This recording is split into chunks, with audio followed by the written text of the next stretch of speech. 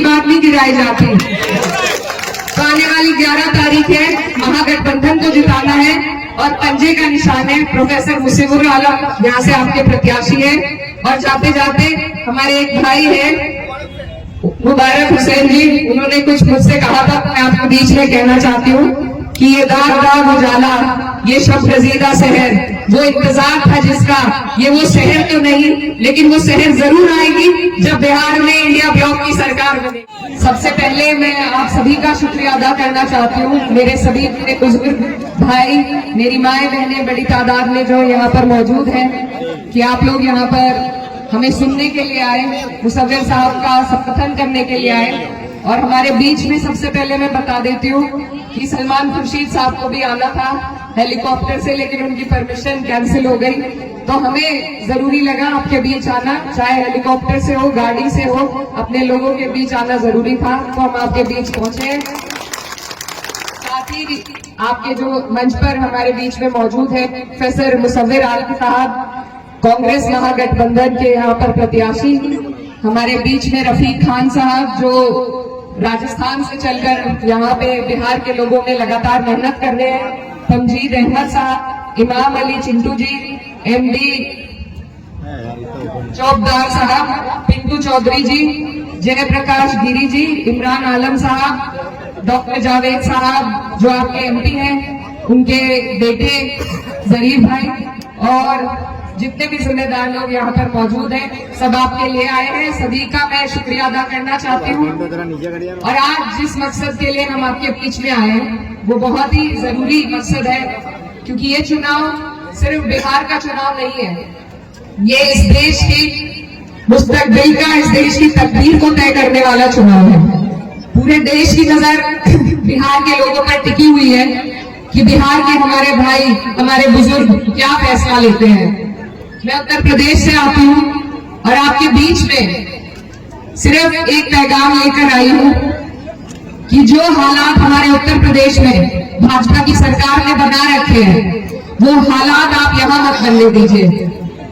हमारे यहाँ इतनी नफरत बोधी है उन्होंने कि भाई को भाई से लगा रखा है, कोई काम उन्होंने विकास का नहीं किया है।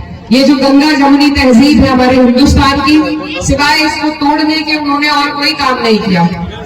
जो कोई उनके खिलाफ जबान खोलता है उस पर वो झूठे मुकदमे लगा देते हैं, बुलडोजर से उनके मकानों को तोड़ा जाता है, रोजगार छीना जाता है।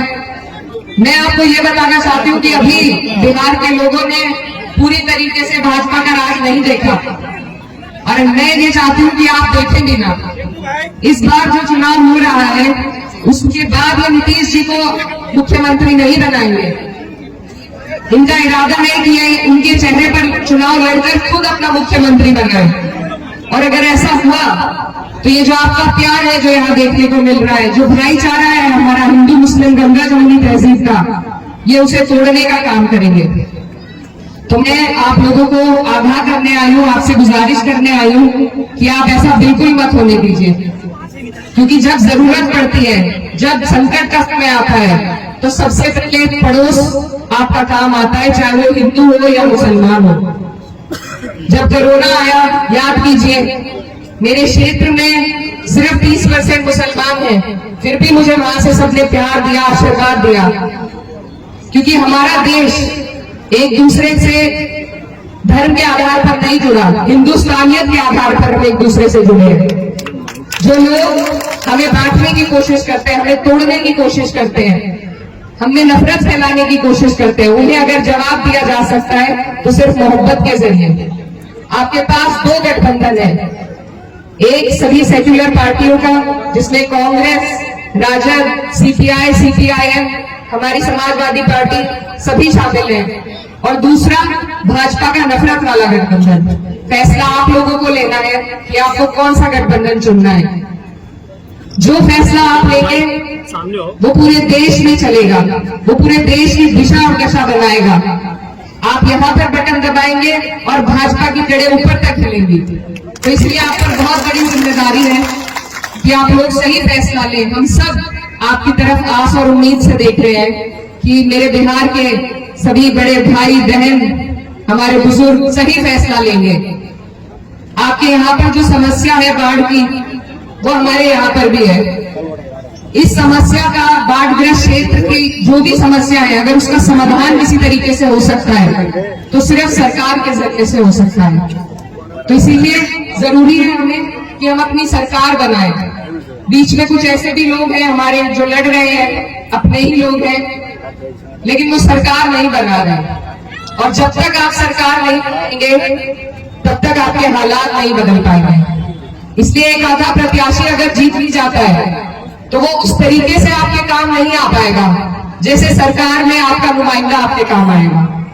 तो इसलिए इन सब बातों को देखिए, मजहब की बात अपनी होती है, अपनी पर्सनल मजहब की बात होती है। अगर मंच पर खड़े होकर कोई मजहब की बात कर रहा है, कोई धर्मगुरु अगर राजनीति की बात कर रहा है और कोई राजनेता अगर धर्म की बात कर रहा है, दोनों ही हमारी नजर में गलत है।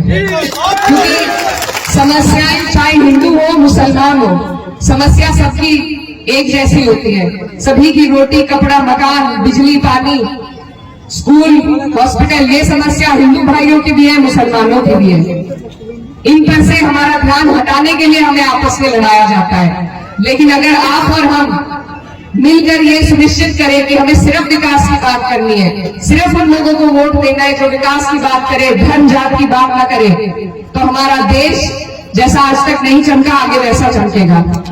याद कीजिए, जब हमारे ऊपर अंग्रेजों का राज था, वो हमारे ऊपर लंबे वक्त तक राज करते थे, लेकिन जब इस देश के हिंदू मुसलमान भाई एक साथ आए, उसी के बाद वो यहाँ से भागने पर मजबूर हुए।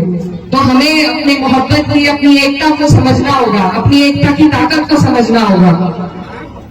तभी हम इन नेताओं को भी मजबूर कर पाएंगे कि वो हमारे लिए काम करें, रोजगार दें, हमारे बच्चों के मुस्तकबिल के लिए काम करें। नहीं तो ये इसी तरह आपस में आपको हमें लड़ाकर खुद कुछ नहीं करेंगे। आप पूरे देश का हाल देख रहे हैं, जहां भाजपा दिक्कत में आती है वहां हिंदू मुस्लिम चला देती है। तो इनके इस षड्यंत्र को अगर कोई तोड़ सकता है वो आप लोग बिहार की जनता तोड़ सकती है, ऐसा मेरा मानना है।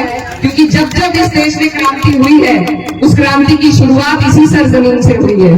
तो मेरे भाइयों, आप लोगों पर बहुत बड़ी जिम्मेदारी है कि आप हमें सही दिशा दिखाएं। आपके यहाँ से प्रत्याशी प्रोफेसर मुसव्विर आलम साहब यहाँ पर शिक्षा के क्षेत्र में बहुत काम कर चुके हैं। इन्होंने डिग्री कॉलेज बनवाया, कस्तूरबा गांधी कॉलेज स्कूल बनवाया। जब इनकी सरकार कांग्रेस की रही तो इन्होंने बहुत काम किए। आज भी नेक नियत रास्ता आसान, तो आप लोग इनकी नियत पर ध्यान देकर इनकी मदद कीजिए। महागठबंधन इंडिया महागठबंधन को यहाँ से जिताइए और अपनी सरकार बनाइए। तब मुझे उम्मीद है कि हर समाज, हर जात, हर मजहब के लोगों की तरक्की होगी। बिहार के जो हमारे भाई रोजगार की तलाश में बाहर जाते हैं, उन्हें बाहर जाना नहीं पड़ेगा। मैं बहुत दूर से आपके बीच आई हूँ और बस आपको आगाह करने के लिए, आपसे गुजारिश करने के लिए कि अपने यहाँ पे आप भाजपा को मत जीतने दीजिए। हम सब आपकी तरफ एक आस भरी निगाह से देख रहे हैं। अगर यहाँ भाजपा जीती तो बहुत मुश्किल हो जाएगी। हम उत्तर प्रदेश में एक एक दिन गिन रहे हैं कि कब हमारा चुनाव आएगा और कब हम इन्हें अपने ऊपर से हटाएं। वैसा हाल यहाँ ना हो जाए। मेरा कोई लालच इस चुनाव से नहीं है। हमारी पार्टी का कोई कैंडिडेट नहीं लड़ रहा, लेकिन देश के लिए, जनहित के लिए, बिहार के लोगों के लिए, सिर्फ आप लोगों के लिए हमें ये जरूरी लगता है कि यहाँ पर ऐसे लोग इंडिया महागठबंधन जीते जो सबका सम्मान करे, सबकी तरक्की की बात करे। एक तरफा किसी एक वर्ग की बात करके कभी किसी का फायदा नहीं हो सकता। आप ये देखिए, जब वक्फ का बिल आया था तो सिर्फ 24 मुस्लिम एमपी थे, बाकी जो 208 सांसद थे जिन्होंने वक्फ के खिलाफ वोट दिया था, वो सब हमारे हिंदू भाई थे। तो हम इस प्यार को हमें बनाना है और बढ़ाना है। जो ताकतें इस प्यार को तोड़ने का काम कर रही हैं, उन्हें मुंह तोड़ जवाब एक ही है कि यहाँ से आप अपने प्रत्याशी को, पंजे छाप का निशान है, पंजे छाप पे बटन दबाकर इन्हें यहाँ से जिताने का काम कीजिए। आपकी सरकार बनेगी तो आपके लिए सारी सुविधाएं यहीं पर आपको उपलब्ध होंगी। मैं बस इतनी बात पैगाम आपके बीच लेकर आई थी और आपसे वोट की गुजारिश के साथ साथ एक उम्मीद लेने आई थी कि बिहार के लोग जब भाजपा को हराएंगे, अगले साल जब हमारे उत्तर प्रदेश में चुनाव होगा तो हम आपकी मिसाल लेकर वहां भी भाजपा को हराने का